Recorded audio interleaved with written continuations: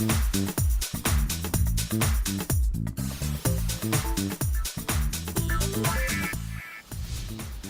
and welcome to the Fast Track Travel Clinic with me, Simon Calder, and let's start with Julia Williams from Brunei on the island of Borneo. For a trip to London she booked with Air Asia.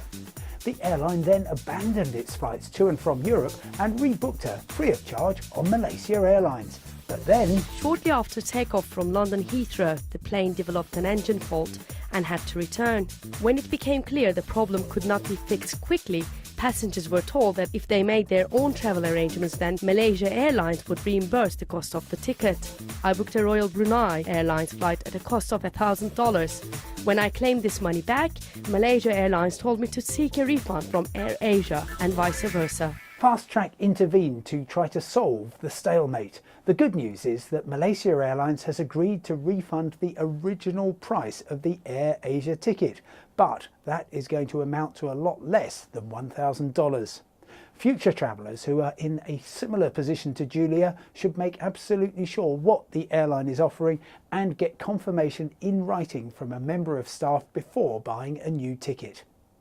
Next, we've covered the long-running saga of the Boeing 787 Dreamliner in Fast Track, including the worldwide grounding of the new jet early in the year. Arthur Cairns from Glasgow in Scotland is booked on the very first Dreamliner flight from his home country, destination Florida, on Thomson Airways. But he says, "I'm not happy with the present situation regarding safety."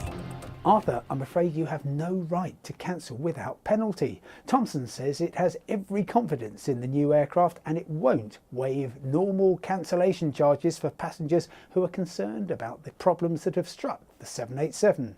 But Thomson, like any reputable airline, would never operate an aircraft that is not regarded as entirely safe. It's worth noting that all airlines reserve the right to substitute planes and there's no obligation on them to use a particular model. They could also transfer you to an entirely different airline. James Miller prefers the train and is a regular traveller between Belgium and the Netherlands by rail.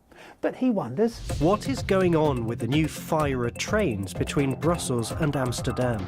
James, that's a question plenty of people in Benelux are asking. The new high-speed link connecting the capitals began in December, but was suspended barely a month later after all kinds of mechanical problems with the Italian-made trains.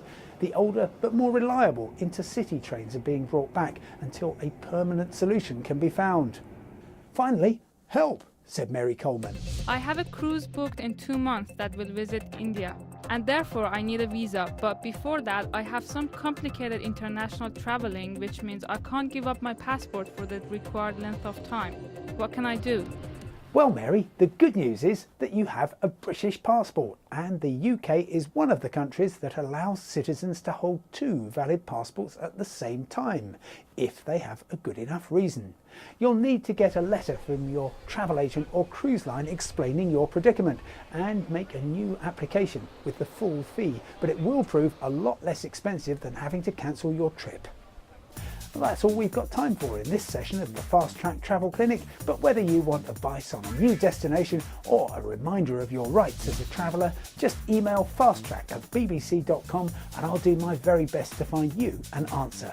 From me, Simon Calder, bye for now and see you next time.